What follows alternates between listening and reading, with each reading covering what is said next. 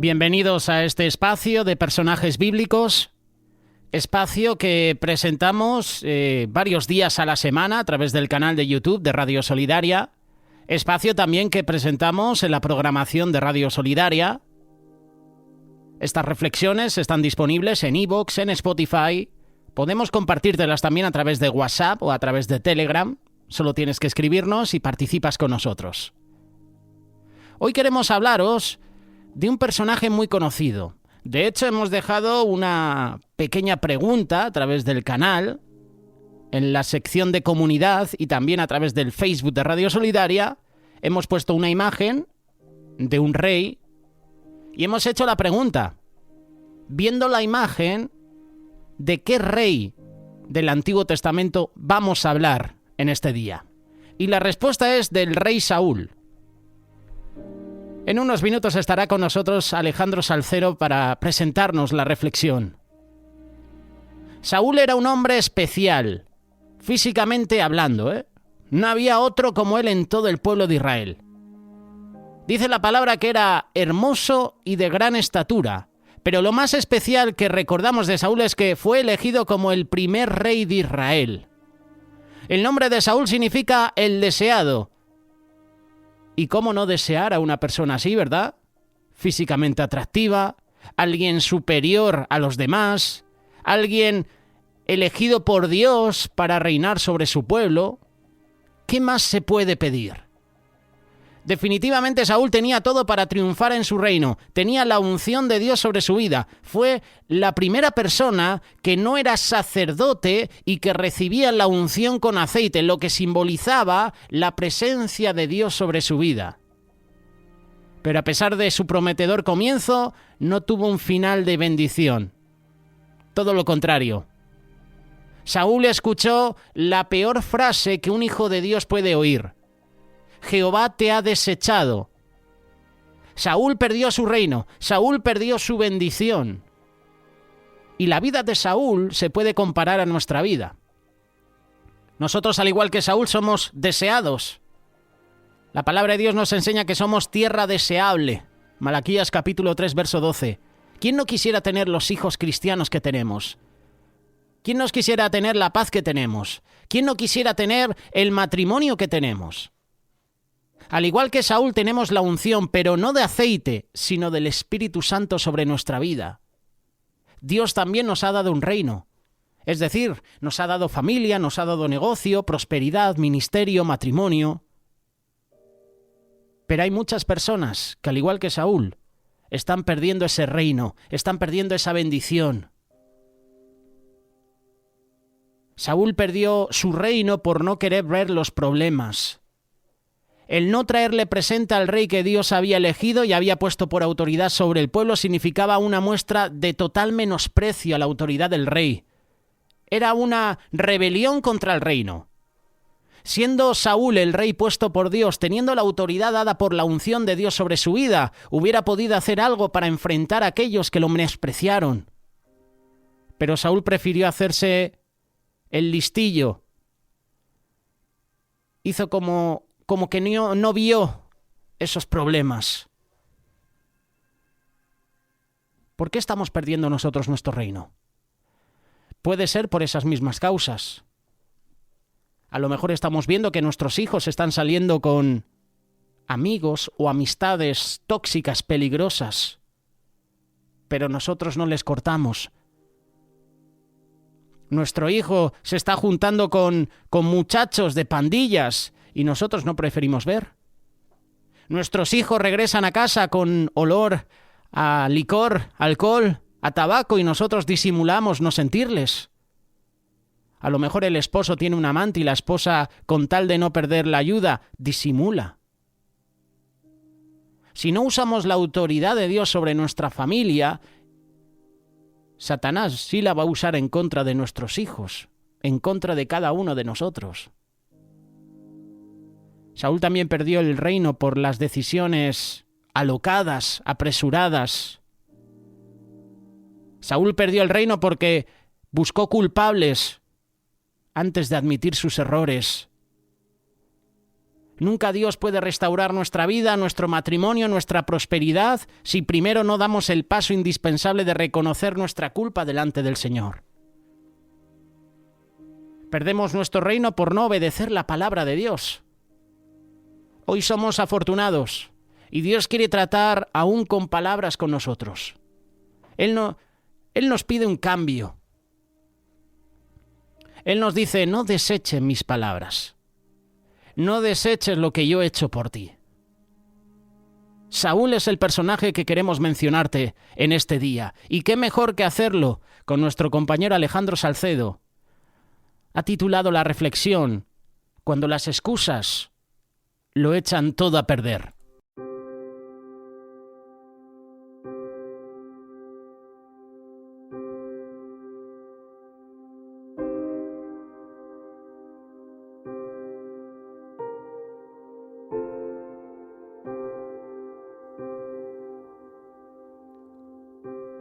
La historia de Saúl comienza en el primer libro de Samuel, capítulo 8. Ahí comienza porque el pueblo de Israel quería un rey. El pueblo de Israel quería parecerse a los otros pueblos. Pidieron un rey y obtuvieron un joven de apariencia real. También este joven tenía otras cualidades admirables como la humildad. Y también lo veremos a la altura de la ocasión llevando a los israelitas a la victoria. Y eso era lo que querían, un rey guerrero. Todo esto suena muy bien. Entonces, ¿cuál es el problema? El problema era que obtendrían exactamente lo que pidieron.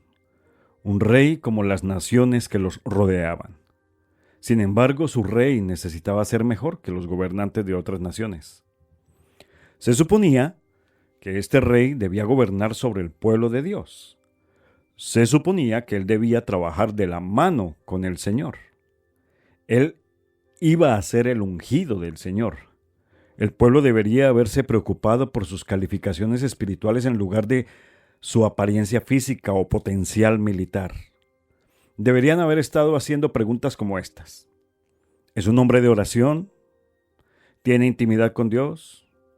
¿Es un hombre dedicado a hacer la voluntad de Dios? ¿Es el hombre que buscará la guía del Señor antes de actuar?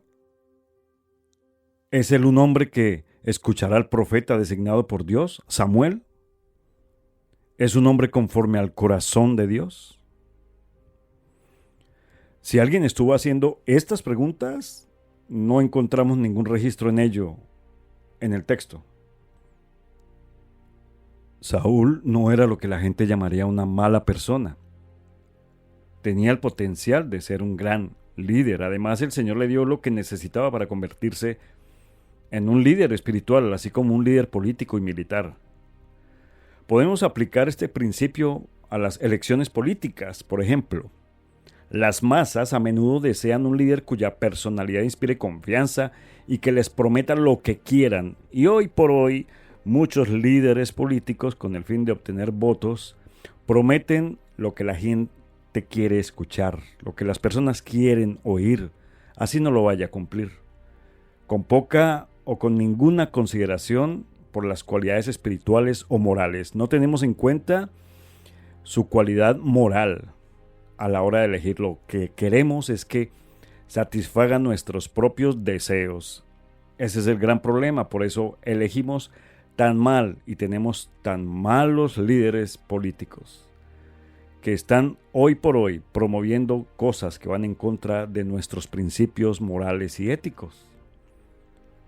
Pero también podríamos aplicar esto a los que buscamos líderes religiosos. Algunos tienden a seguir a hombres populares, exitosos, en lugar de hombres piadosos y consagrados al Señor.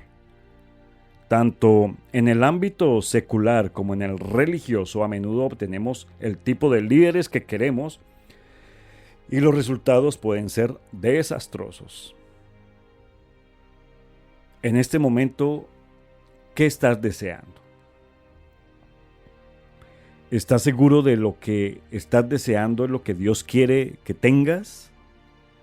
¿Es algo que podría tener un efecto adverso en tu vida si realmente lo tuvieras? Ya estás en una situación en la que no deberías estar porque insististe en ello. ¿Estás dispuesto a orar como lo hizo Jesús cuando dijo que no se haga mi voluntad sino la tuya? No todos estaban dispuestos a reconocer a Saúl como rey. En el capítulo 10, versículo 27 de primer libro de Samuel dice: pero algunos perversos dijeron: ¿cómo nos ha de salvar este? El texto dice que le tuvieron en poco y no le trajeron presentes. Estas personas se negaron a reconocerlo como rey. Se burlaron. ¿Ha de reinar Saúl sobre nosotros? Dice en el capítulo 11, versículo 12. No creían que un tímido granjero de una pequeña tribu fuera calificado para ser su rey. Y en algunas ocasiones podemos responder a la oposición y a la crítica de varias maneras. A veces es conveniente responder a los que nos atacan verbalmente. Eso lo dice Proverbios 26:5. Responde al necio como merece su necedad, para que no se estime sabio en su propia opinión. Sin embargo, en otras ocasiones no se puede ganar nada bajándonos al nivel de nuestros críticos. Y cuando así sea el caso, el curso de acción inteligente es callar, es no decir nada. En Proverbios 26:4 dice: no respondas al necio de acuerdo con su necedad, para que no seas tú también como él. Eso fue lo que hizo Saúl, guardó silencio. Bueno, un nuevo día amaneció políticamente para el pueblo de Israel cuando Saúl se convirtió en rey. Y un nuevo día amanece espiritualmente cuando nos convertimos a Cristo el Señor. Pablo escribió: ¿o no sabéis que todos los que hemos sido bautizados en Cristo Jesús hemos sido bautizados en su muerte? Porque somos sepultados juntamente con Él para muerte por el bautismo, a fin de que como Cristo resucitó de los muertos para gloria del Padre, así también nosotros andemos en nueva vida. Romanos 6, del 3 al 4. Algunas personas cuidan las cosas nuevas, pero a otros se les puede dar algo nuevo y pronto parece viejo y maltratado. Con Cristo se nos han dado cosas nuevas, vida nueva, más preciosas que cualquiera pueda recibir. Una nueva vida en Cristo, una nueva relación con Dios, nuevas promesas, nuevas esperanzas. Debemos atesorar estas bendiciones y nunca tratarlas a la ligera. Pedro escribió: guardaos, no sea que seas arrastrados y caigáis de vuestra firmeza, en 2 de Pedro 3:17. Un cristiano necesita un buen comienzo para su vida, para su nueva vida. Pero no solo eso, también necesita un buen final para su vida. Jesús dijo: sé fiel hasta la muerte y yo te daré la corona de la vida. En Apocalipsis 2:10. Permanezcamos cerca de Dios, haciendo siempre su voluntad y apoyándonos en su fuerza. Y así, cuando las nubes oscuras se junten y el pecado amenaza con abrumarnos, tenemos la ayuda de Dios. El cristiano fiel vence. Apocalipsis 2:7. El que tiene oído, oiga lo que el Espíritu dice a las iglesias. Al que venciere, le daré a comer del árbol de la vida, el cual está en medio del paraíso de Dios. Así que podemos ser victoriosos. Si te arrepientes de tu pecado y vienes al Señor, Él te perdonará, porque Él es clemente y misericordioso, lento para la ira y grande en misericordia. Echemos otro vistazo a Saúl. Un vistazo a Saúl de pie ante el pueblo, recién llegado de su victoria sobre los amonitas. Y finalmente aceptado por todo Israel como rey. Disfrutemos esto, porque Saúl nunca volverá a estar tan alto como lo fue en ese momento. había mostrado ser decisivo, contundente, valiente, un buen líder. Fue modesto, dando la gloria a Dios por la victoria. Fue generoso, negándose a ser vengativo. Esta situación marcó la cúspide del reinado de Saúl. Pero apenas hemos comenzado la historia de Saúl y ya hemos alcanzado el punto más alto de su vida. Sin embargo, a partir de aquí, su vida y su reinado comenzaron cuesta abajo. Que esto sea una advertencia para nosotros. No debemos permitir que esto suceda en nuestras vidas. El comienzo de nuestro andar cristiano no debe ser el punto más alto de vivir en Cristo. Caminemos diariamente con el Señor a la luz de su palabra para que la sangre de Cristo nos limpie constantemente de nuestros pecados. Decidamos ser fieles hasta el final para recibir la corona de justicia, la cual me dará el Señor juez justo en aquel día, y no solo a mí, sino también a todos los que aman su venida. 2 Timoteo 4:8. A nosotros también se nos ha prometido una corona, la corona de justicia, una corona imperecedera, una corona incorruptible, una corona de vida. Como Saúl, ¿podemos mantener nuestra corona o perderla? En Apocalipsis 3:11, el Señor le dijo a los cristianos en Filadelfia: retén lo que tienes para que ninguno tome tu corona. Saúl le había dado a Dios la gloria de la victoria sobre los amonitas para mantener su corona. Saúl tenía que continuar reconociendo su necesidad del Señor y continuar confiando en Él. Se podrían mencionar otras cualidades de la vida espiritual efectiva, pero la obediencia es lo más importante. El resto del discurso del libro de Samuel se concentró en el atributo más importante de todos, la necesidad de obedecer al Señor en todas las cosas. Samuel le dijo al pueblo, en 1 Samuel 12, del 14 al 15, si temiereis a Jehová y le sirviereis y oyereis su voz y no fuereis rebeldes a la palabra de Jehová, y si tanto vosotros como el rey que reina sobre vosotros servís a Jehová vuestro Dios, haréis el bien. Mas si no oyereis la voz de Jehová y fuereis rebeldes a las palabras de Jehová, la mano de Jehová estará contra vosotros como estuvo contra vuestros padres. Obediencia. ¿Qué hay de nuestra corona? ¿Cómo podremos mantenerla? Para hacerlo, necesitamos las mismas cualidades que acabamos de enumerar. La primera, ser un buen ejemplo. Debemos ser sal de la tierra. Debemos ser la luz del mundo. Debemos ser un buen ejemplo. Y para ser un buen ejemplo, tú y yo debemos ser personas honestas, confiables, sin importar dónde estemos o lo que estemos haciendo. El rey Salomón dijo: el Señor es amigo íntimo de los rectos.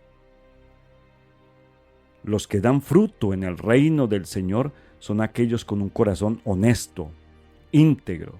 Necesitamos, como dice 2 Corintios 8:21, hacer las cosas honradamente, no solo delante del Señor, sino también delante de los hombres.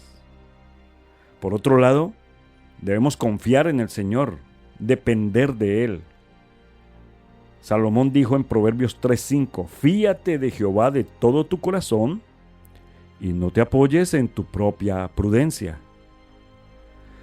Hay dos pasajes cortos en nuestro texto del primer libro de Samuel que deben hablarles especialmente a nuestros corazones. El primero está en el capítulo 12, versículo 24.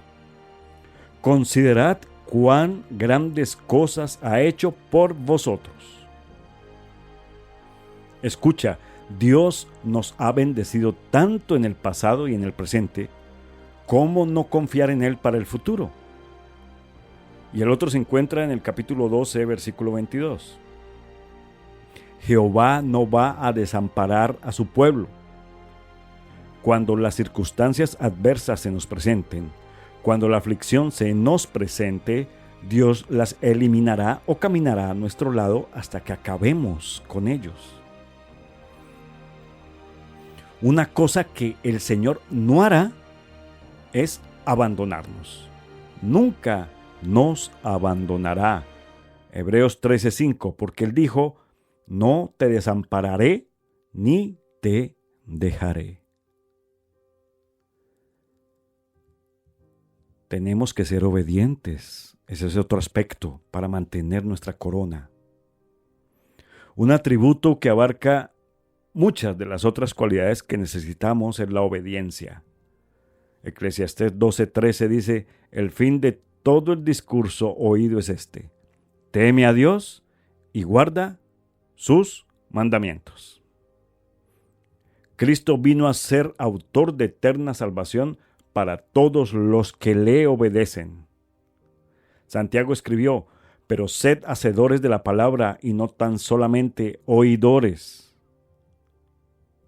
Por supuesto, ninguno de nosotros es capaz de lograr la perfección, pero debemos dar gracias a Dios por su gracia y misericordia. Pero si somos serios en cuanto al mantener nuestras coronas, debemos ser serios al mantener nuestra obediencia y hacer la voluntad de Dios. Jesús no nos exige perfección, pero sí fidelidad. Sé fiel hasta la muerte, dijo, y te daré la corona de vida.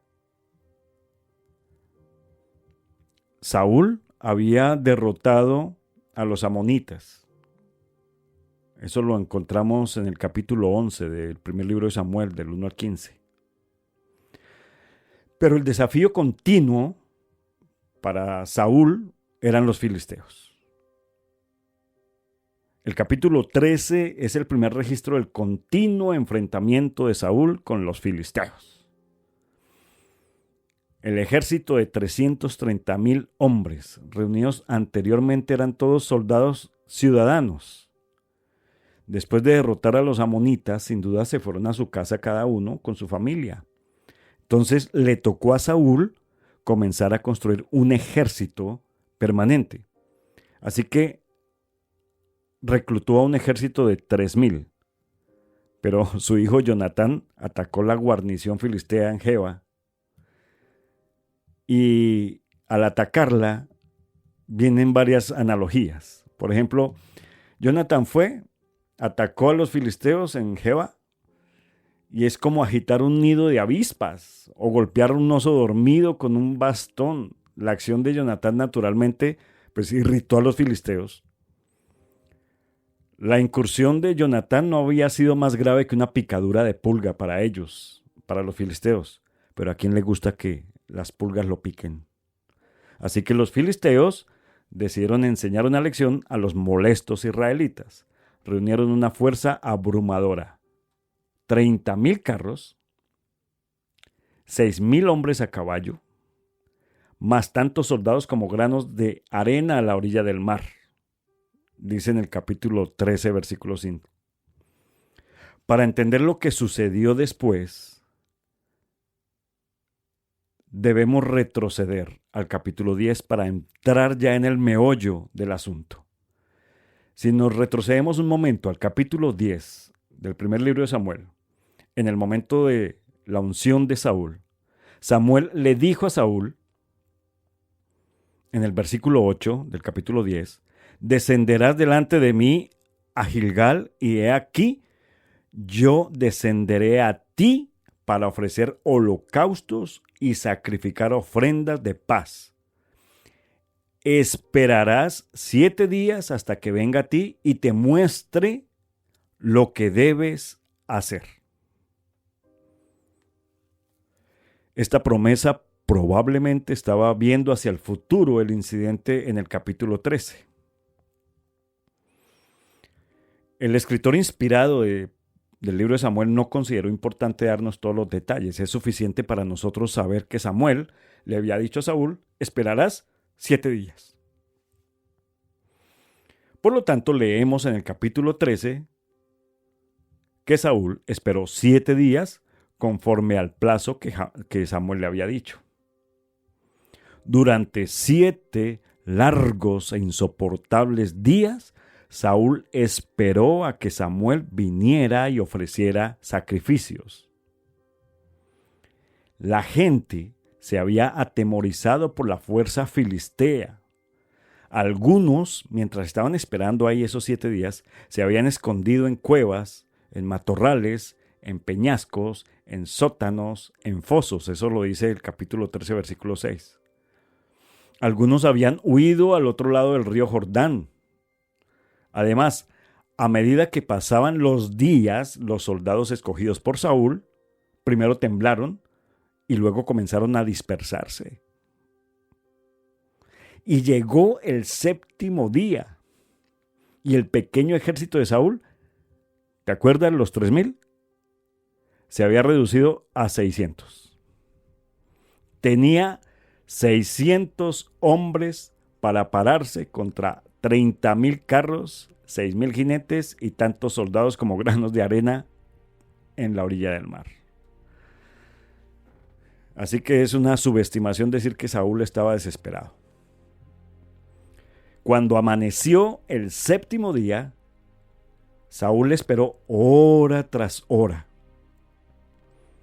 Debió haber estado pensando: si Samuel no llega pronto, no me voy a quedar con ejército, se me van a ir todos, me voy a quedar solo. Finalmente decidió el mismo Saúl que no podía esperar más y dijo: tráiganme holocausto y ofrendas de paz. Y Saúl ofreció el holocausto. Eso está en el capítulo 13, versículo 9. El texto nos dice en el versículo 10: y cuando él acababa de ofrecer el holocausto, he aquí que Samuel venía. Quizás ya era tarde en el 7º día, pero aún era el 7º día. Y Samuel podía ver el humo del sacrificio ascendente y oler la carne carbonizada. Y en el versículo 11 le pregunta a Samuel a Saúl: ¿qué has hecho? Imagínate el ceño fruncido del rostro de Samuel. Y Saúl respondió: como vi que el pueblo se me dispersaba, que tú no llegabas y que los filisteos estaban reunidos en Micmas, me dije: ahora los filisteos van a venir contra mí en Gilgal, y no he implorado el favor del Señor, así que me vi forzado y ofrecí sacrificio y ofrecí el holocausto. Seguramente alguien puede decir: pues eso no suena tan mal, después de todo Samuel no llegaba. Además, a Saúl le preocupaba ofrecer los sacrificios al Señor, eso es bueno, ¿verdad? Pero la respuesta de Samuel puede sorprendernos. Samuel le dijo a Saúl: locamente has hecho, no guardaste el mandamiento de Jehová tu Dios que él había ordenado. Pues ahora Jehová hubiera confirmado tu reino sobre Israel para siempre. Mas ahora tu reino no será duradero. Jehová se ha buscado un varón conforme a su corazón, al cual Jehová ha designado para que sea príncipe sobre su pueblo, por cuanto tú no has guardado lo que Jehová te mandó. Imagínate. Perdió su corona. Anteriormente vimos cómo mantener una corona. Ahora miremos cómo perderla. Ser un mal ejemplo en primer lugar. Se suponía que Saúl caminaba delante de Israel con fidelidad, pero no lo hizo. Un defecto del carácter de Saúl que salió a la superficie fue la impaciencia. No pudo esperar esas últimas horas o minutos hasta que apareciera Samuel. Pero mientras examinamos la vida de Saúl, su tendencia hacia la impaciencia y la impetuosidad se verá una y otra vez. La impaciencia de Saúl demostró su falta de fe en Dios y en su palabra. Así que esa es una circunstancia y un aspecto para perder nuestra corona, ser de mal ejemplo. Pero también no confiar en el Señor, no depender de Él.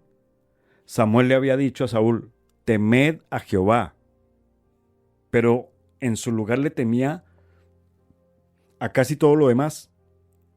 Le temía al enorme ejército filisteo acampado en Micmas. Temía al fracaso, temía a la derrota. Su problema resalta con las palabras porque vi que el pueblo se me desertaba, porque vi que tú no venías dentro del plazo señalado, porque vi que los filisteos estaban reunidos. Cuando Saúl comenzó a andar por vista y no por fe, comenzó su viaje del alejamiento del Señor. Y ahí vino el otro aspecto para perder la corona. Y podemos perder la corona siendo desobedientes. Las instrucciones de Samuel habían sido claras. Espérame, yo ofreceré sacrificios. Cualesquiera que fueran los buenos motivos que Saúl pudo haber tenido, el simple hecho es que desobedeció. 2 veces Samuel le dijo, no guardaste el mandamiento de Jehová tu Dios que él te había ordenado. Los buenos motivos, escúchame, los buenos motivos no son una excusa para no hacer lo que Dios dice. Saúl se llenó de excusas y culpó a todos los demás por no haber hecho lo que Samuel había dicho. Culpó a los filisteos. Es que estaban en Micmas preparándose para atacar. Culpó a sus soldados. Es que vi que mi pueblo desertaba. Incluso culpó a Samuel. Es que tú no venías. Saúl tenía problemas de corazón espiritual. Le habían dicho, solamente temed a Jehová y servidle con todo vuestro corazón. Pero él no lo hizo. Samuel le dijo, Jehová se ha buscado un varón conforme a su corazón, al cual Jehová ha designado para que sea príncipe sobre su pueblo, por cuanto tú no has guardado lo que Jehová te mandó. Desobedeciste. La implicación de la declaración de Samuel es que Saúl no se había mostrado a sí mismo como un varón conforme al corazón de Dios. Después de que Samuel reprendió a Saúl, subió de Gilgal a Gabá de Benjamín. Es decir, el profeta dejó los sacrificios sin terminar y se fue sin decirle a Saúl lo que debía hacer. La escena, imagínate la escena que se cierra con Saúl, solo, aislado de Dios, aislado de su inspirado consejero.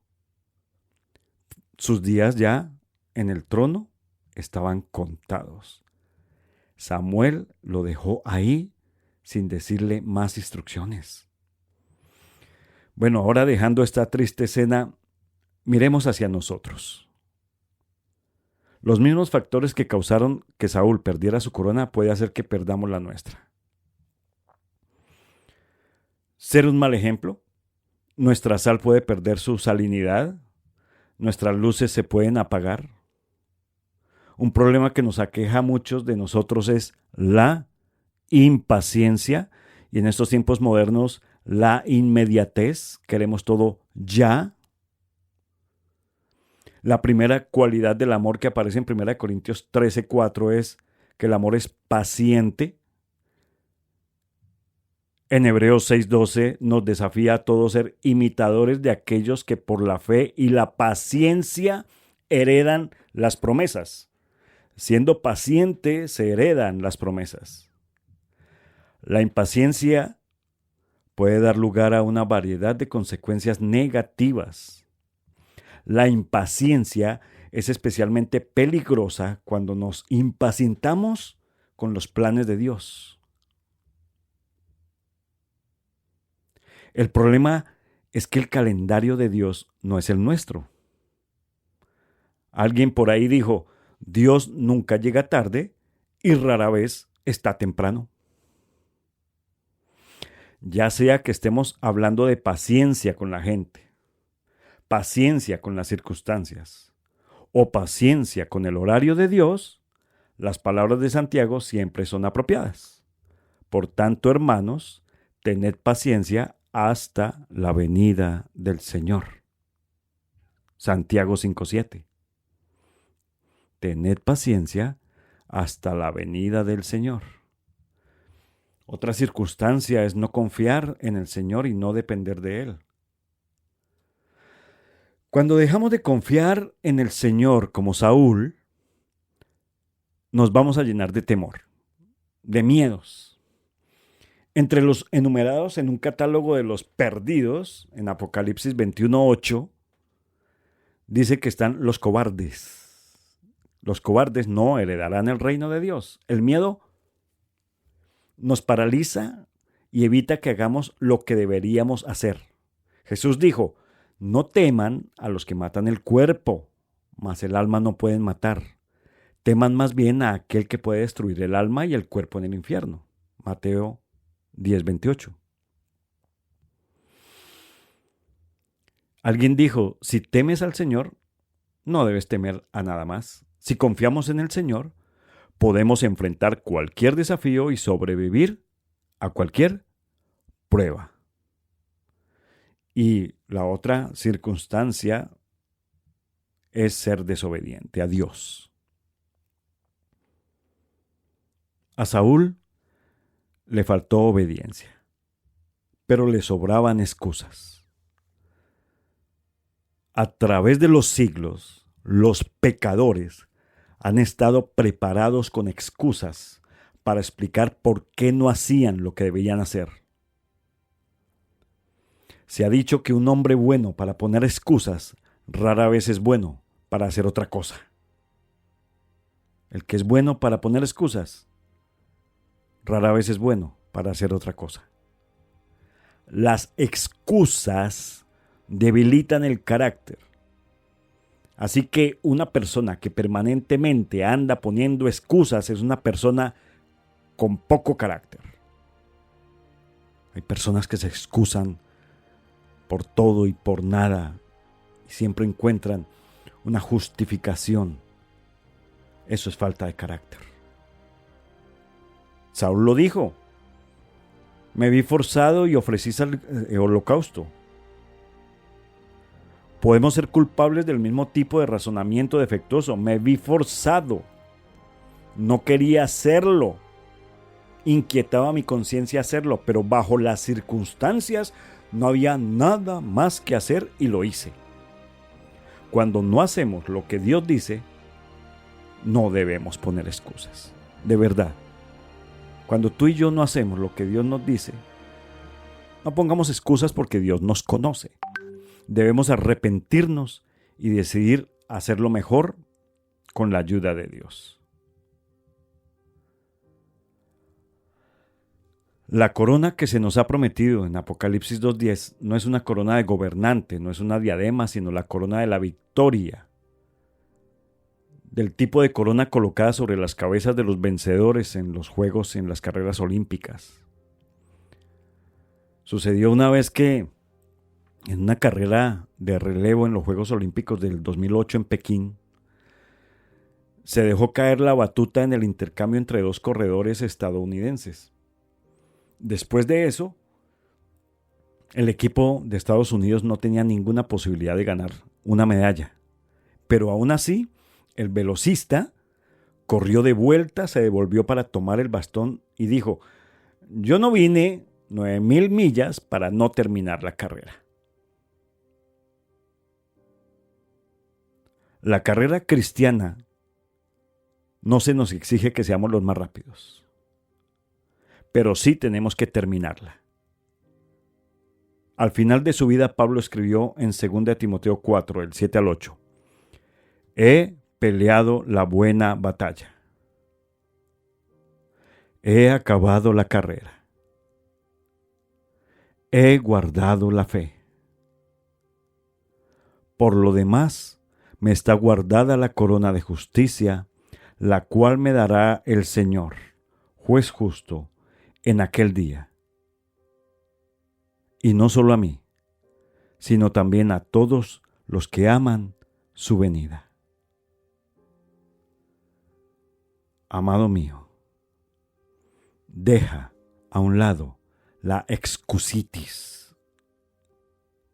Termina la carrera.